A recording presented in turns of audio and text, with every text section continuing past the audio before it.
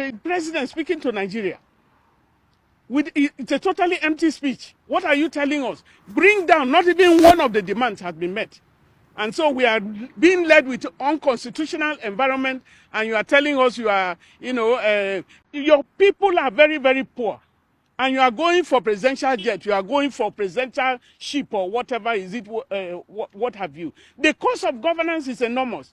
We cannot continue like this. You are killing our people, even our children that are setting against each other. The insurgents, whether you say one way or the other, this is your population that you need to invest and return them to utilize them for the economy. Able-bodied men and women, they are ready, and you have a workforce that you cannot utilize. And then people are going to go and build a refinery in Malta and refinery in different places.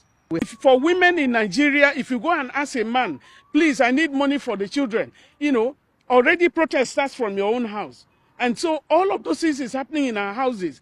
We need the government to be able to come down and change the price of petroleum products. We need to be able to do that. Bring down the price of the petroleum product. This is a president that fought against, fuel subsidy. And the same president has used that to punish Nigerians.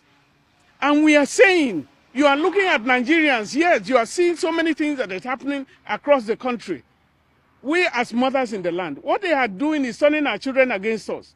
Even the police that you are seeing the police, you are seeing the security agencies, which one of them is going to a different market? The same thing, their money is useless, so you are turning our children against us. We are sitting here, let them come and tear gas us. Let our children, so many of them, I can give birth to them. The mothers in the land, we are wounded. Unemployment, look at the young people of our, so many, in every home you have how many graduates who have gone through, they have done their youth service, they have no jobs. And then we are talking about, there is the end to bad governance. In the Constitution of Nigeria, they said you need to appoint one person, one minister from every state. We don't have minister of state in our constitution. Highly unconstitutional. And the government is pulling it. And they are even creating new seats for more ministers to come in. And so what are we talking about? There are no signs from the government to show us that they can bring down the cost of governance. With the retinue, the poorest of the poor, and you are poor, even if you think that you are so rich and you are sitting in a luxurious house, as long as the few are not fed, as long as people are going to beg hungry. You have so many empty houses in Abuja. In Abuja, I just want to mention the Abuja that I am, that nobody is inside and it has been bought. That's money laundering. All of that is happening and we are in this country. And so the pain is real. As we are sitting down here now, we have so many people. I have paid bills for so many couples in the hospitals. When, you don't have a job and then your wife is having twins in the hospital, they have to do, CS. And there is no money. I have had to pay like $350, for couples just to bring their children out of the hospital or bring their wives out of the hospital. What world are we living in? And what is it that we are punished to be Nigerians, one of the richest countries? Look around you and look at the green. People cannot go to their farms. They say they have so many, before the protest started, they said they know the sponsors of the protest. They know the sponsors of the insurgents. Have they brought anybody to book? Is anybody in jail? Somebody that they will call, and in their own way of behavior, of bad government and bad governance. You have someone like Nnamdi Kanu is in prison, but you have people who have killed thousands of people, and they are resuscitating them. And you go to the Niger Delta, they say, okay, these are militias, they have to settle them, and you hold some people, and you are making division instead of having a vision for good governance in Nigeria. And so we are here to continue to register our protest. When we are tired, we lie down, and the story continues. We'll still be here tomorrow. We'll continue to come every day, as we need look at the president speaking to Nigeria. It's a totally empty speech. What are you telling us? Bring down, not even one of the demands has been met. And so we are being led with unconstitutional environment, and you are telling us you are, go to the stadium. We are here in the stadium now. Let our children, let our children come. They can let them come and tear gas us, and they are dividing us together. The police is not going to a different market. The army is not going to a different market. All of us are going there together. Not many men go to the market, so they don't know. You don't smile when you come come out of petrol station because you know how much you are using to fill in.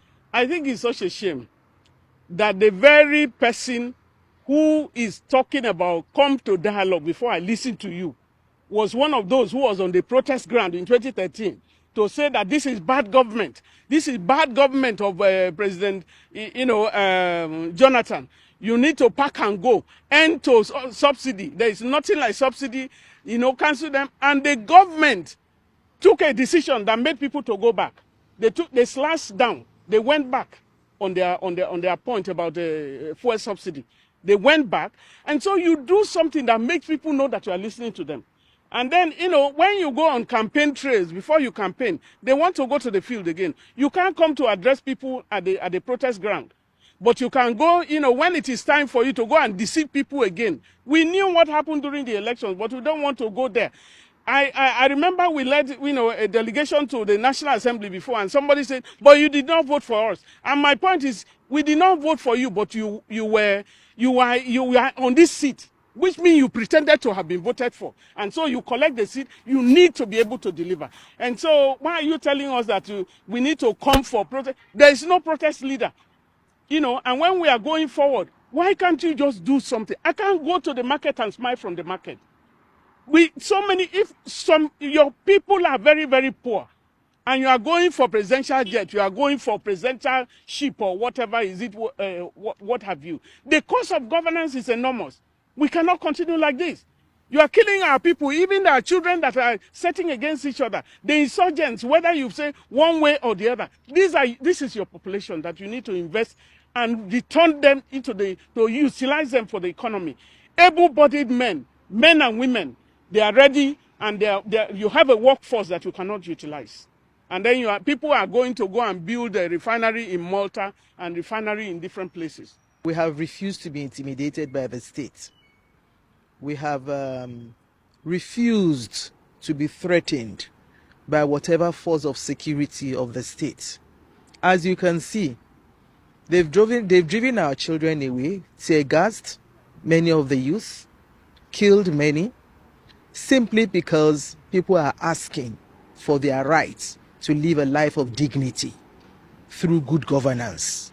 Because what we are suffering, going through in this country today, is as a result of bad governance. People are hungry, people are jobless, people are homeless, a lot of frustration, desperation, all over the place. You can see the traditional meeting point was supposed to be Eagle Square. In fact, initial traditional meeting points for protest in this town, Abuja, used to be the Unity Fountain. And they strategically cordoned the Unity Fountain with a false pretext of decorating the place. They fenced it. The youth decided to use the Eagle Square. They blocked the Eagle Square. They forced the youth to come to the stadium. We came to the stadium. We were here on Thursday. We tried to go down to the Eagle Square. We were tear-gassed. Some of us decided to again meet at Berger Junction on Friday. Again, the security unleashed its violence on the people. On Saturday, the same thing. And then when the president said he was going to speak to the nation, we gave a kind of pause, hoping that there was going to be some message of hope. There was going to be some message of calmness. But at the end of the day, it was the same typical thing of governance. Arrogance, insensitivity, and a kind of nonchalant attitude. It's about they think they know best and they can speak to the people or speak at the people, not necessarily communicate in a language in a way that the people will appreciate and understand and know that yes, we are appreciated as people, as bona fide citizens who have rights, as citizens for whom